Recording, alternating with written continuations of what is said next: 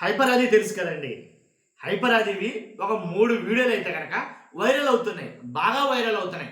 Hyper ఆది గారి వీడియోలు 3 వైరల్ అవుతున్నాయి. ఏంటంటే గనక హైపర్ ఆది తెలంగాణలో జనసేన తరపున ప్రచారం చేస్తున్నాడు ఆయన. జనసేన తరపున ప్రచారం చేస్తున్నాడు. ఆల్రెడీ ఆంధ్రప్రదేశ్‌లో కూడా పవన్ కళ్యాణ్ గారు ఏదైతే నియోజకవర్గం ఉందో పోటీ చేశారో పిఠాపురం నుంచి కూడా. అక్కడి నుంచి కూడా ప్రచారం అయితే చేశాడు. అప్పట్లో చాలా విమర్శలైతే వచ్చాయి. ఆయన చేసిన ప్రచారం కావచ్చు, ఆయన మాట్లాడిన మాటలు కావచ్చు.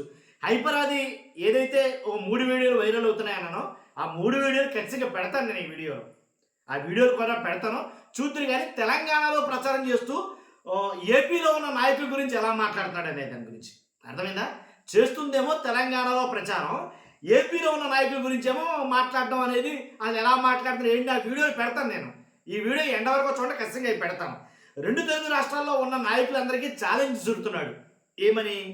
ఎవడైనా సరే, ఏ రాజకీయ నాయకుడైనా సరే, ఎవడైనా సరే పవన్ కళ్యాణ్ గారి కంటే నిజాయితీ పరుడు ఎవడన్నా ఏ రాజకీయ నాయకుడైనా ఉంటే గనక గుండ్ల మీద చేసుకుని చెప్పానండి అని ఒక ఛాలెంజ్ విసిరాడు.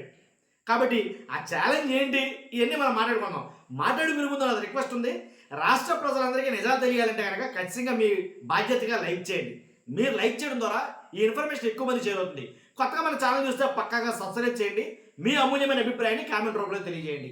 హైపర్ ఆది గారు మాట్లాడుతున్న మాటలో ఓ 3 వీడియోలు వైరల్ అవుతున్నాను. దాంట్లో ఒకటి ఏంటంటే, ఎవరైతే నేను అనేది పవన్ కళ్యాణ్ కంటే నిజాయితీ పరుడైన రాజకీయ నాయకుడు 2 తెలుగు రాష్ట్రాల్లో ఎవడైనా ఉన్నాడా?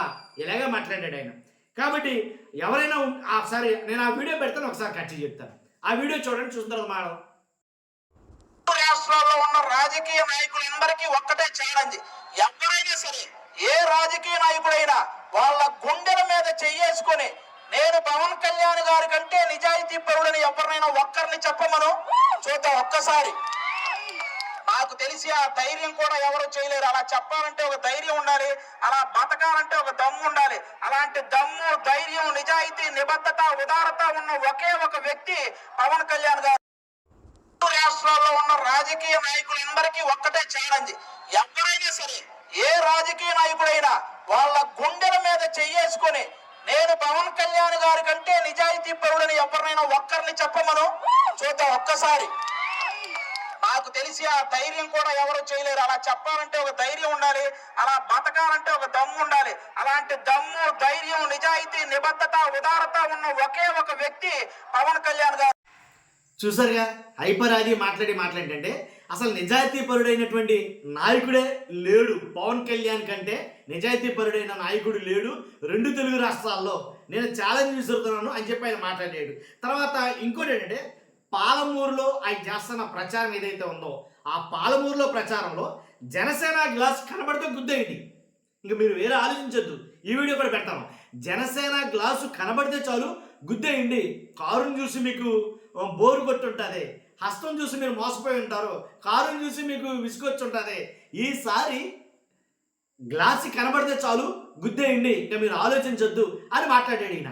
ఇప్పుడు ఆంధ్రప్రదేశ్ ఎన్నికల్లో కూడా తెలంగాణ తరపున మాట్లాడినట్టు అదే ఆంధ్రప్రదేశ్ ఎన్నికల్లో కూడా పిఠాపురం వచ్చి ప్రచారం చేసిన ఆయన గురించి పిఠాపురం గ్రామస్తులు చాలాసార్లు మాట్లాడటం జరిగింది. ఎందుకంటే పిఠాపురంలో ఎలాంటి సమస్యలు వచ్చినా సరే, ఏమొచ్చినా సరే, మరి ప్రచారం చేసినటువంటి వీళ్ళు ఎక్కడున్నారో అని చాలామంది మాట్లాడటం జరిగింది. ఏంటి పిఠాపురం వరదలో మొన్న మధ్యలో మునిగిపోయినా సరే, అంటే పిఠాపురంలో ఏదైతే వెలివేత ఏదైతే జరిగిందో ఇలాగ కొన్ని సమస్యలు వచ్చినప్పుడు ఖచ్చితంగా హైపర్ ఆది అనే దాని మీద జరుగుతుంది, ఇష్యూ జరుగుతుంది. ఏంటంటే ఎలక్షన్ ప్రచారంలోనే కనబడతావా నువ్వు, ఉత్తప్పుడే కనబడవా? అక్కడ ఉండే సమస్యల గురించి చాలా గొప్పగా చెప్పావు కదా ఇలాగా. తర్వాత జగన్మోహన్ రెడ్డి గారిని ఈయన విమర్శించడమే పనిగా పెట్టుకుంటాడు హైపర్ ఆది గారు. ఎక్కడ మాట్లాడాల్సి వస్తే ఎలా అంటే 11 నెంబర్ గురించి ఒకసారి ఏదైతే సినిమా ఈవెంట్లో నాగబాబు గారి కుమార్తె ఎవరైతే సినిమా ఈవెంట్ ఉంటే ఆ సినిమాలో 11 మంది హీరోలు. 11 అంటే మనకు ఏదో గుర్తుకొస్తుంది. ఇలా వ్యంగ్యంగా ఎటకరంగా మాట్లాడటం బాగా ఎక్కువ అలవాటు హైపర్ ఆది. వాస్తవంగా కూడా ఎక్కువగా అతను చేసే జబర్దస్త్లో కావచ్చు, అట్లలో కావచ్చు, ఏదైతే డబుల్ మీనింగ్ డైలాగులు ఎక్కువగా ఉంటాయి. కాబట్టి ఈ పాలమూరులో జనసేన గ్లాస్ కనబడితే గుద్దేయండి అనే వీడియో ఒకటి, ఆ వీడియో పెడితే ఈ వీడియో కట్ చేద్దాం సార్ ఆయన మాట్లాడింది అంటారు. కారుకు వేసి వేసి వేసి అలసిపోయారు. చేతికి వేసి మోసపోయారు. ఇప్పుడు గ్లాసుకి వేసి తెలంగాణ మోస అంటే ఏంటో చూపించండి. పాలమూరు గ్లాసు కనపడితే గుద్దేయడం ఇంకా ఆలోచించే పనే లేదు. కారుకు వేసి వేసి వేసి అలసిపోయారు. చేతికి వేసి మోసపోయారు. ఇప్పుడు గ్లాసుకి వేసి తెలంగాణ మోస అంటే ఏంటో చూపించండి. పాలమూరు గ్లాసు కనపడితే గుద్దేయడం ఇంకా ఆలోచించే పనే లేదు. విన్నారుగా, జనసేన గ్లాసు కనబడితే గుద్దేయాలంట. గుద్దేసిన తర్వాత ఇది మళ్ళీ కనబడతాడు అక్కడంటే కనబడ్డ మళ్ళీ అదొకటి ఉంది. కాబట్టి ఇంకొక వీడియో మిగిలి ఉంది. అదేంటంటే కనుక ఆంధ్రప్రదేశ్లో పిఠాపురం గడ్డ జనసేన అడ్డ అంటారు. ఇంకో వీడియోలో మాట్లాడిన మాటలు ఆంధ్రప్రదేశ్లో పిఠాపురం గడ్డ జనసేన అడ్డ అంటారు. తెలంగాణలో అలాగే పాలమూరు కూడా జనసేన అడ్డాలాగా మారాలి అనేది ఆయన మాట్లాడతారు. పాలమూరు కూడా ఎక్కడైతే ఆంధ్రప్రదేశ్లో పిఠాపురం ఎలాగా పిఠాపురం గడ్డ జనసేన అడ్డాగా మారిందో ఆ తెలంగాణలో కూడా పాలమూరు గడ్డ జనసేనకి అడ్డాగా మారాలి అని ఆయన మాట్లాడుతున్నాడు. ఇప్పుడు మాట్లాడొచ్చండి, నేను ఎందుకు చేస్తానండి ఈ వీడియో, మాట్లాడొచ్చు తప్పులేదు. ఇప్పుడు హైపరాది గారు మాట్లాడటం వల్ల నేను తప్పని అట్లా మాట్లాడొచ్చు. కానీ ఒక రాష్ట్ర ముఖ్యమంత్రిని, ప్రస్తుతానికి అయితే మాజీ ముఖ్యమంత్రి గారిని వెటకారంగా వ్యంగ్యంగా మాట్లాడడం, ఇప్పుడు ఎవరికి నచ్చినటువంటి రాజకీయ నాయకుడు వాళ్ళకు ఉంటారు. అలాగని చెప్పి ఎదుటి నాయకుడిని విమర్శించడం కరెక్ట్ కాదు. తర్వాత మనం గెలుపు కోసం ఏది పడితే అది మాట్లాడేసి అక్కడ మనం కాళ్ళు దులిపేసుకుని వెళ్ళిపోవడం కరెక్ట్ కాదు. ఓ బాధ్యతగా ఒక ప్రాంతానికి వెళ్ళి మీరు ఓట్లేసి గెలిపించండి, ఆ నాయకుడిని మీకు మేలు చేస్తాడనంటే కనుక ఆ ప్రాంతం వాసులకి కష్టం వచ్చినప్పుడు ఖచ్చితంగా దాని మీద రెస్పాండ్ అవ్వాలి. దాంట్లో ఎలాంటి డౌట్ లేదు.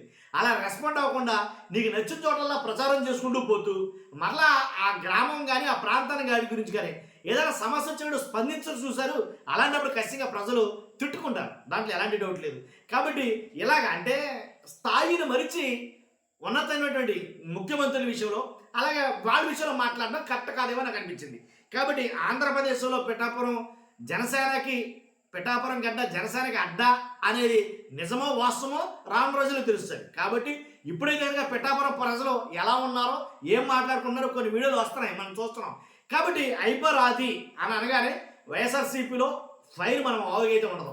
ఎందుకంటే ఆయన మాట్లాడే ఎటకారం అవతల వాళ్ళకి అలా కాలుతూ ఉంటుంది. కాబట్టి చూద్దాం ఈ వీడియోలు. అంటే తెలంగాణలో ప్రచారం చేసుకోవడం తప్పని నేను తెలంగాణలో ప్రచారం చేసుకున్నప్పుడు ఎదుటి వాళ్ళని అంటే ఏపీలో ఉన్న రాజకీయ నాయకులు కూడా కించపరిచేటట్టు మాట్లాడడం తప్పు, మొమ్మాటికి తప్పే అని నేను అంటాను. కాబట్టి చూస్తున్నాం, మీరు ఒక వీడియో పెడతాను. ఇప్పుడు ఈ వీడియో చూసిన తర్వాత మీ అభిప్రాయం కానీ అలాగే లైక్ చేయడం కానీ చేయండి, మీ అభిప్రాయం తెలియజేయండి. ఈ వీడియో చూడండి ఫస్ట్ అయితే.